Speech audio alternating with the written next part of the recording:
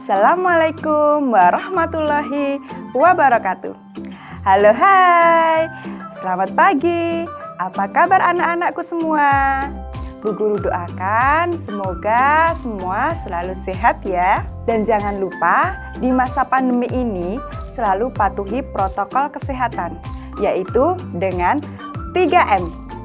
Memakai masker, menjaga jarak, dan juga mencuci tangan secara teratur. Sebelum kita mulai pembelajaran hari ini, mari kita berdoa bersama-sama. Berdoa mulai. Berdoa selesai. Anak-anak, hari ini Bu Guru akan mengajak kalian untuk belajar bersama, yaitu tentang materi kelas 4. Sebelumnya, jangan lupa like, subscribe, and share ke teman-teman kalian channel YouTube For Good Secang. Materi hari ini tema 9, Kayanya Negeriku, subtema 3, Kekayaan Sumber Energi di Indonesia, pembelajaran kedua. Untuk mengetahui capaian pembelajaran kita hari ini, maka Bu Guru akan memberitahu tujuan pembelajaran yang harus kita capai, yaitu sebagai berikut. Yang pertama, dengan menyanyikan lagu berjudul Aku Cinta Lingkungan, siswa dapat bernyanyi dengan memperlihatkan nada dan tempo dengan penuh percaya diri. Yang kedua, dengan berdiskusi, mengidentifikasi hak dan kewajiban terhadap lingkungan, siswa memahami hak dan kewajiban terhadap lingkungan dengan penuh kepedulian. Baiklah anak-anak, kita mulai pembelajaran. Indonesia adalah bangsa yang kaya. Kekayaan tersebut dapat kita manfaatkan untuk pembangunan bangsa. Bagaimana caranya? Dengan cara mengembangkan sikap dan perilaku yang selaras dengan lingkungan. Salah satu sumber daya alam yang juga menjadi sumber energi yang banyak tersedia di sekitar kita adalah air. Air menjadi sumber daya alam yang memiliki banyak manfaat bagi kehidupan manusia. Air bersih menjadi sangat penting untuk menunjang berbagai kegiatan manusia dalam kehidupan sehari-hari. Mari anak-anak kita baca bersama bacaan berikut. Hari Air Sedunia. Hari Air Sedunia atau World Water Day diperingati setiap tanggal 22 Maret. Dengan adanya Hari Air Sedunia ini, kita diingatkan bahwa persediaan air bersih semakin berkurang, padahal jumlah penduduk semakin bertambah. Kebutuhan air per hari per orang dapat digambarkan dalam piramida hierarki kebutuhan air berikut.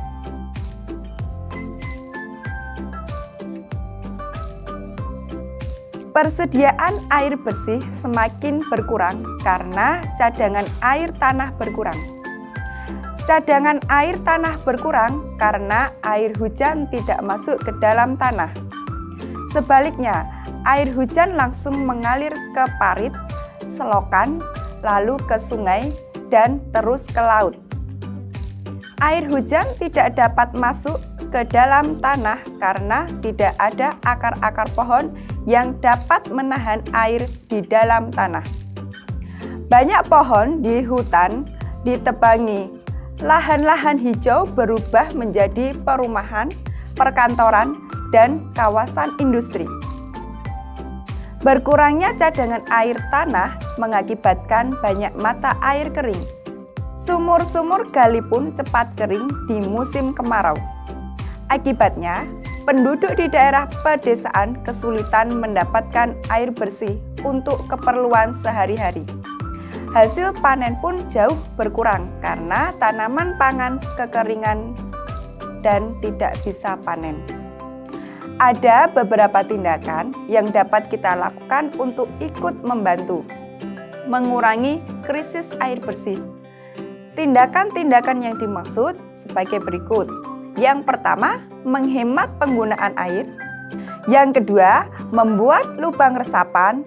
Lubang resapan berguna untuk menampung air hujan supaya terserap ke dalam tanah. Yang ketiga, menanam pohon supaya akar-akar pohon dapat menahan air dalam tanah. Hak dan kewajiban terhadap lingkungan tadi yang ada di bacaan Hari Air Sedunia. Ada beberapa tindakan yang dapat kita lakukan untuk ikut membantu mengurangi krisis air bersih. Yang pertama, menghemat penggunaan air. Yang kedua, membuat lubang resapan. Yang ketiga, menanam pohon supaya akar-akar pohon dapat menahan air di dalam tanah. Yang keempat, pelestarian hutan dan daerah aliran sungai. Yang kelima, membangun tempat penampungan air. Yang keenam, membangun sumur resapan atau biopori. Dan yang terakhir, menanggulangi sumber air dari pencemaran seperti limbah, pabrik, dan sampah. Tugas pertama, tuliskan kesimpulan pada kolom berikut. Contoh, kebutuhan air bersih per orang per hari. Kesimpulannya bisa dituliskan dengan tabel seperti berikut. Kebutuhan air bersih per orang per hari kira-kira sebanyak 280 liter. Tugas yang pertama, tulislah di buku tugas kalian masing-masing.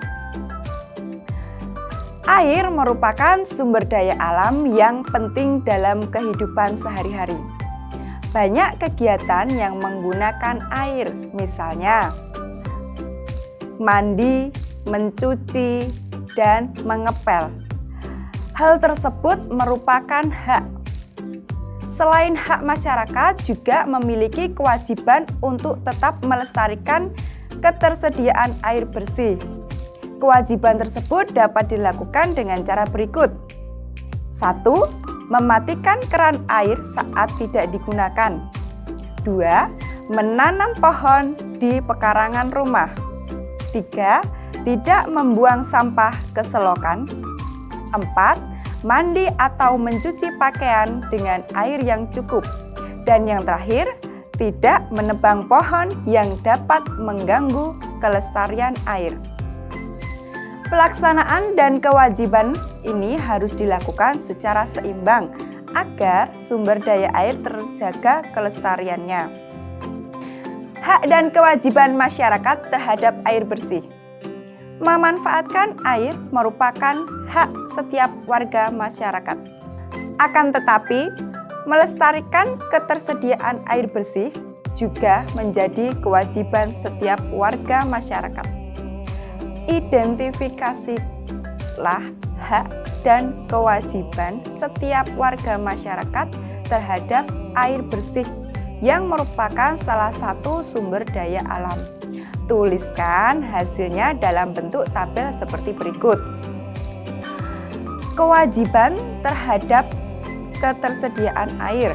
Yang pertama, contohnya mematikan keran air saat tidak dipakai. Terus kemudian haknya apa? Hak terhadap ketersediaan air bersih.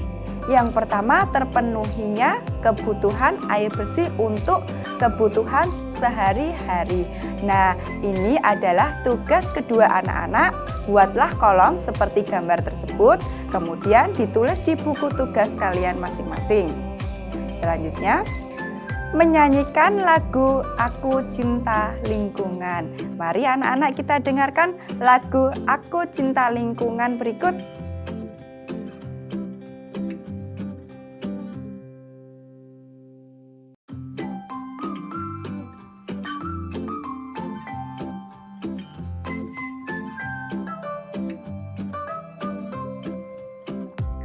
Saat kita bernyanyi, kita harus mengetahui makna lagunya.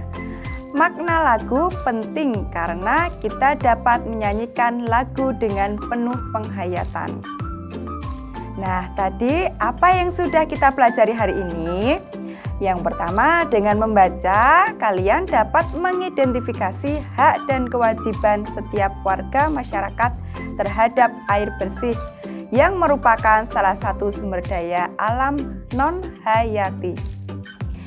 Yang kedua, Dengan membaca dan mengamati gambar, kalian dapat mengidentifikasi berbagai sumber energi yang ada di sekitarnya dengan penuh tanggung jawab.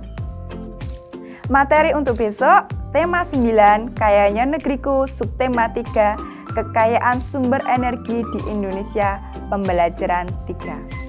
Anak-anak, jangan lupa untuk selalu rajin berolahraga dan makan makanan bergizi. Salam sehat dan tetap semangat. Wassalamualaikum warahmatullahi wabarakatuh.